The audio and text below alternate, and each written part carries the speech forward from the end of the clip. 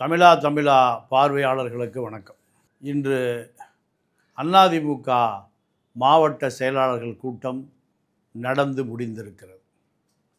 இப்படி நடந்து முடிந்த அதிமுக மாவட்ட செயலாளர்கள் கூட்டம்,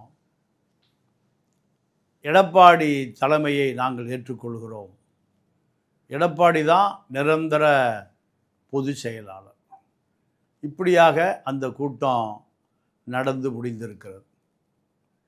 CV சண்முகத்துக்கு பதிலாக மாவட்ட செயலாளர், புது மாவட்ட செயலாளர். வேலுமணிக்கு எதிராக அதிமுகவுக்கு சேமா வேலுச்சாமி மாவட்ட செயலாளர். இப்படி பல மாவட்ட செயலாளர்கள் 10 ஆண்டு காலம் 15 ஆண்டு காலம் மாவட்ட செயலாளர்களாக இருந்து தன்னுடைய குறுநில மன்னர்களாக ஆட்சி செய்த வேலுமணி, தங்கமணி, விஜயபாஸ்கர், CV சண்முகம், இப்படி பல பேருடைய அரசியல் வாழ்க்கை முடிந்து போயிருக்கிறது. கண்டிப்பாக எதிர்காலத்தில் இவர்கள் அதிமுகவை கைப்பற்ற முடியாது. சசிகலாவாலே கைப்பற்ற முடியவில்லை, OPSாலே கைப்பற்ற முடியவில்லை, இப்படி TTV தினகரனால் கைப்பற்ற முடியவில்லை. இப்படி பல பேரால் மோதி பார்த்து பாறையில் மண்டையை உடைத்து, பாறைக்கு சேதாரம் இல்லை, ஆனால் தலையிலிருந்து ரத்தம் வடிகிறது. அதிமுக என்பது ஒரு பெரிய பாறை. இந்த பாறை பல லட்சம் ஆண்டுகள் உருவான பாறையை விட கடினமான பாறை. இது பல பேர் வரலாம், பல பேர் போகலாம், ஆனால் இந்த அதிமுகவை சிதைக்க நினைப்பவர்கள், இந்த அதிமுகவை பாறையை நீங்கள் துளையிட்டு வெடிமருந்துகளை நிரப்பி வெடிக்க வைக்கலாம் என்று நினைப்பவர்கள் பல பேர் வெடித்து சிதறி இருக்கிறார்கள். எம்ஜிஆர் என்கின்ற அந்த ஒரு மனிதர் உருவாக்கிய இந்த எக்கு கோட்டையை யாராலும் உடைக்க முடியாது, யாராலும் தகர்க்க முடியாது. சசிகலா, நடராஜன் இவர்களெல்லாம் அடிப்படை தொண்டர்களை பற்றி எந்த கவலையும் கொள்ளாமல் அந்த அடிப்படை தொண்டருடைய வாக்குகளை வாங்கி பலாயிரம் கோடி குவித்ததை நாமெல்லாம் பார்த்தோம். இப்பொழுது இந்த மூவரணி விஜயபாஸ்கர், வேலுமணி, சண்முகம் பல ஆயிரம் கோடிகளை குவித்ததையெல்லாம் நாம் பார்த்து கொண்டுதான் இருக்கிறோம். இவர்களெல்லாம் அதிமுகவினுடைய நிழலில் மிகப்பெரிய அதிகார மையமாக மாறியவர்கள். கட்சிக்கு விசுவாசம் இல்லை, ஆட்சிக்கு விசுவாசம் இல்லை, இரட்டை இலைக்கு விசுவாசம் இல்லை. இப்பொழுது இவர்களெல்லாம் விஜய்க்கு விசுவாசமாக மாறியிருக்கிறார்கள். எப்படியாவது விஜய் ஆட்சியில் எப்படியாவது மந்திரியாகிவிட வேண்டும், மந்திரியாகி 5 வருடம் முழுமை பெற வேண்டும், அதிமுகவை காட்டி கொடுக்க வேண்டும். அதிமுகவை எந்த சேதாரம் வந்தாலும் அது பற்றி எங்களுக்கு கவலை இல்லை. இந்த நிலையை எடுத்த இவர்கள் அடிப்படை அதிமுக தொண்டர்களால் விரட்டி அடிக்கப்பட்டிருக்கிறார்கள். பொதுக்குழுவை கூட்டி மட்டும்தான் பொதுச் செயலாளரை மாற்ற முடியும். ஆனால் பொதுச் செயலாளரை மாற்றுவது 2500 பொதுக்குழு உறுப்பினர்களை இந்த கட்சி காட்டி கொடுத்த துரோகிகளுக்கு பின்னால் வர யாரும் தயாராக இல்லை. பல முறை சசிகலா முயற்சி செய்து, OPS முயற்சி செய்து, TTV முயற்சி செய்து, இப்பொழுது 3 துரோகிகளும் முயற்சி செய்கிறார்கள் என்று அதிமுக தொண்டன் நம்புகிறார். அதிமுக தொண்டன் நம்புகிற காரணத்தினால் இவர்கள் அதிமுகவுக்கு எதிரானவர்கள், அதிமுகவை காப்பாற்ற பிறந்தவர்கள் அல்ல, அதை சிதறிப்பதற்காக பிறந்தவர்கள். ஆகையால் படிப்படியாக அதிமுகவுக்கும் இந்த மூவர் அணிக்கும் இடைவெளி அதிகரிக்கப்படும். அதிமுகவிலிருந்து இவர்கள் தூக்கி எறியப்படுவார்கள். அதிமுக என்றாலே மக்களுடைய மனதில் பதிந்த உருவம் எடப்பாடி பழனிசாமி தான். இந்த எடப்பாடி பழனிசாமி அதிமுகவை கட்டி காப்பாற்றி கொண்டிருக்கிறார். சசிகலாவிடமோ ஓபிஎஸ்ஸிடமோ வேறு யாரிடம் போயிருந்தாலும் இந்த அதிமுக அழிந்தே போயிருக்கும். இவ்வளவு சுனாமியிலும் 25% வாக்குகளை வாங்கி எந்த கூட்டணியும் இல்லாமல் பாஜக பார்ப்பனர்கள் யாரும் வாக்களிக்கவில்லை, இந்துத்துவா சக்திகள் வாக்களிக்கவில்லை. இந்த சூழலில் 25% வாக்குகள் நிரந்தரமாக வாங்கப்பட்டிருக்கிறது. எடப்பாடி செய்த தவறு 5 ஆண்டு காலத்தில் எதிர்க்கட்சி என்கின்ற அடையாளத்தை இழந்து விட்டார்.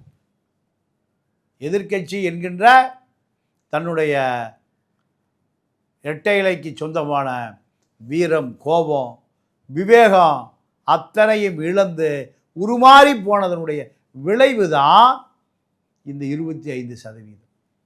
எதிர்க்கட்சி அரசியலை செய்திருந்தால் கண்டிப்பாக இன்னும் முன்னணி ஒரு 100 சட்டமன்ற உறுப்பினர்களை நீங்கள் 1000 2000 வாக்குகளிலே இழந்திருக்கிறது. திராவிட முன்னேற்ற கழகம் இப்பொழுது படுபாதாளத்தில் முஸ்லீம் வாக்குகளை அங்கிருந்து உருவி விட்டால் திமுகவினுடைய கதி அதோ கதிதான். பல கட்சி கூட்டணி, வேல்முருகன் வெளியேறிவிட்டார், திருமாவளவன் வெளியேறிவிட்டார், இப்படி பல பேர் வெளியேறி கொண்டே இருக்கிறார்கள். இன்னும் திமுக கூட்டணி கம்யூனிஸ்டுகளும் வெளியேறினால் கண்டிப்பாக இந்த திமுக அடையாளம் தெரியாமல் அழித்தொழிக்கப்பட வேண்டும். ஈழப்பிரச்சனையில் செய்த துரோகம், கருணாநிதி செய்த துரோகம் காலத்திலும் மறுக்கவோ மறக்கவோ முடியாது. ஆகையால் இந்த தியாகத்தை, ஈழத்தமிழர்கள் இறந்த அந்த தியாகத்தை யாரும் இதுவரை இந்த ஈழத்தமிழர் அரசியலில் தியாகம் துரோகங்களால் முறியடிக்கப்பட்டு விட்டது. இப்படி பலகட்ட போராட்டத்தில் திமுக பிரபல கோடீஸ்வரர்களாக டாட்டாக்களும் பிர்லாக்களும் அம்பானிகளும் மாறி இருக்கிற காரணத்தினால் அவர்களுடைய பண பலம் இந்த வெற்றியை ஈட்டி தந்தது. இவ்வளவு கோபம் மக்களுக்கு, இவ்வளவு சுனாமி, இவ்வளவு புயல், இதிலும் திமுகவை காப்பாற்றியது அவர்கள் வாரி இறைத்த பல ஆயிரம் கோடி.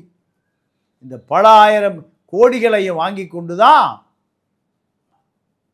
திமுக தோல்வியடைந்தது, தாவேக வெற்றி அடைந்தது.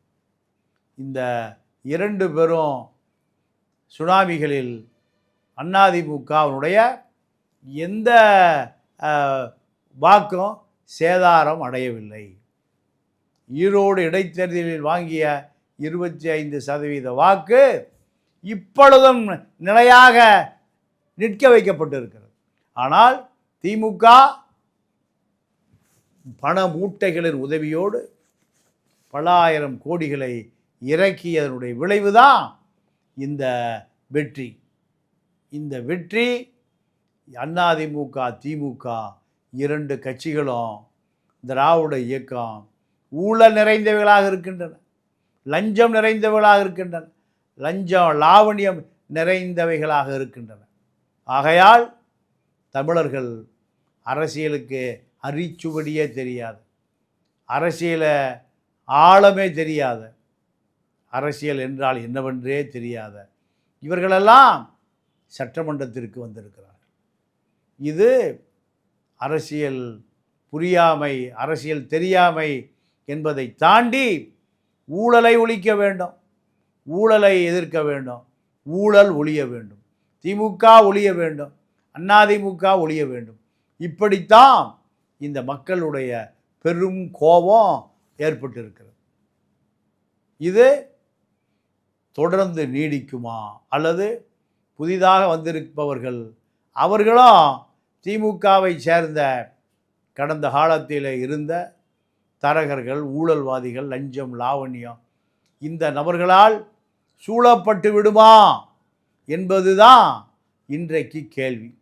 6 மாத காலத்தில் அத்தனை பேரும் ஊழல்வாதிகள், லஞ்ச, லாவண்ய, கனிம வள திருட்டு, மணல் திருட்டு, சாராய திருட்டு இத்தனை பேரும் தாவேகாவினுடைய பாதுகாப்பில் இணைந்து விட்டால் கண்டிப்பாக தாவேகாவையும் யாரும் காப்பாற்ற முடியாது. ஊழல், லஞ்சம், லாவண்யம் இப்படி பல சப்தங்கள் வர துவங்கும். ஏனென்றால் ஊழல்வாதிகளால் ஊழலை கண்டுபிடித்து ஊருக்கு சொல்ல ஆரம்பித்து விடுவார்கள். இது நடக்காமல் பார்த்து கொண்டு ஊழல், லஞ்சம், லாவண்யம், மக்கள் சொத்தை கொள்ளையடிப்பவர்களிடமிருந்து இந்த நாட்டையும் மக்களையும் காப்பாற்ற வேண்டிய தேவை இருக்கிறது. ஆகையால் தமிழ் தேசிய அரசியல், இந்திய அரசியல்,